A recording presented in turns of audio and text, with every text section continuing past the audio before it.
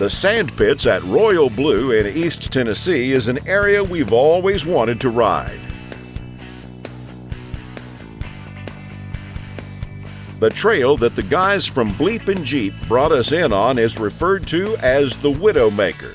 This area of the trails is steep, rocky, and rutted out. Hands down, the sand mines for me is one of my favorite trails, East Tennessee. And we've rode trails all over the place, but when it's in East Tennessee, sand mines is it, because you get the sand, you got some mud, you got some hill climbs, and just the scenery is just epic, and then the history on top of it's just super cool.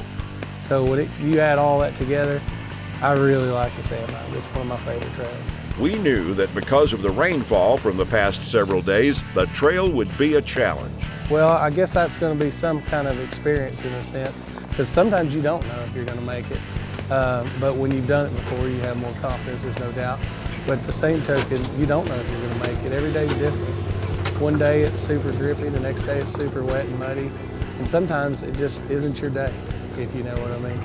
And so that's what the winch is for, the second part of it. You know, if you can't make it, pull yourself out. We're not ashamed to use a winch.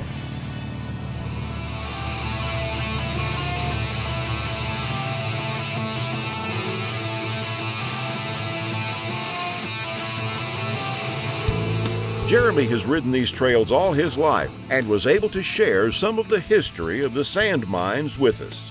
Well, on the history of the place, back in the 1930s, they mined all the sand for a place here around here that TVA did called Norris Dam. It's in Norris, Tennessee, and they built a big old dam up there. And all the sand that they mined back in the 1930s came from up here. So they just mined this whole place and flattened off the top of this mountain to get to this sand. And then in some of the hills down there coming up, you get to see some of the history as we come up the mountain, how they excavated and got the sand down the mountain, which is really neat. I like the history part of it. All of the drivers with us today have lots of experience in their rigs and make what sometimes looks like an impassable trail maneuverable by knowing the right lines to take and the capabilities of their machines.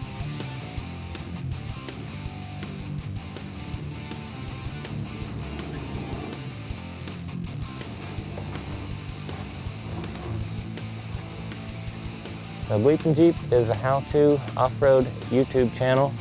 We do anything from how to change your oil all the way up to how to weld and notch tubing and build custom crawlers like this.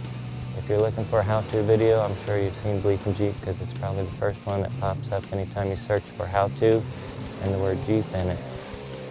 I try to see the terrain from a bird's eye view, but mainly what I'm trying to do is get some Instagram photo opportunities for my sponsors. Poser shots. When you do finally make it to the sand pits, it's playtime. You challenge your machines on several extreme obstacles. In this particular area at the sand mines here, I've been on all of these obstacles before, whether in this rig or something else. I've had multiple rigs. This is the first time I've had this one up here. And I'm just kind of trying it and see what it'll do.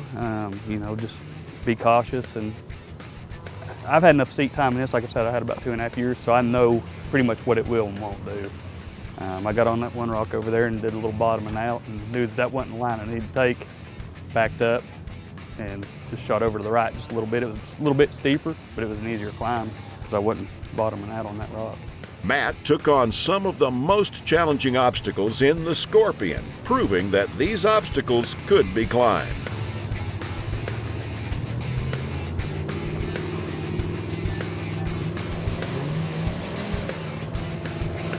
Well, the sand mines is about the closest you can get to wheeling out west, but it's still wet. If you feel this,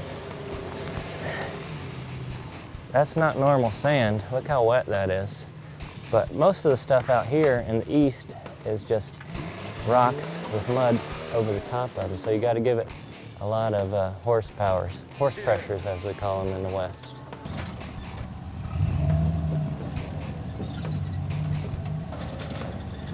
Yeah, I still love the wheeling out here. There's some sketchy stuff for sure. We're about to see one here in a minute where if you mess up, you'll be rolling over a couple times on the way down to the bottom. But it's definitely a different type of wheeling out here. You got trees to stop you. those can be a hindrance as well, but you got to get around them and through them and over them sometimes. The difference is out west, you have no trees. If you start rolling, you're going to be rolling until you get to the bottom of the ravine, no matter how deep it is. I guess throttle's on the right, the Jeep's a little lower, it feels a lot more stable, and again, I'm getting to know the buggy, so third time out, the more you wheel it, I guess, the more comfortable.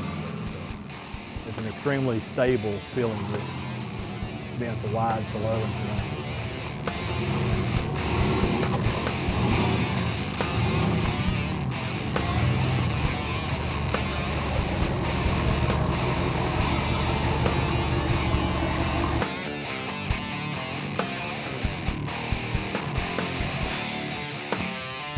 By the way, all the driving wasn't left to the guys. Lacey took the pilot's seat of this modified Toyota and made navigating the course look like a Sunday afternoon drive. Yeah, anything off-road, anything in the woods. I have a Razor Turbo.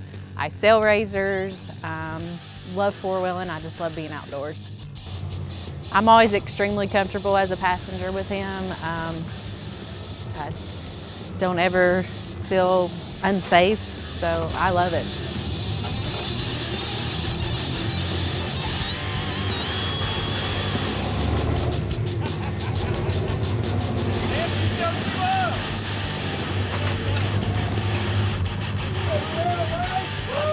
Five degrees with the calm for today, sun's out, it's shining.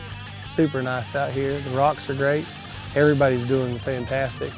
Everybody's hitting every hill today. I mean, you can have better days, but it's never a bad day on the mountain.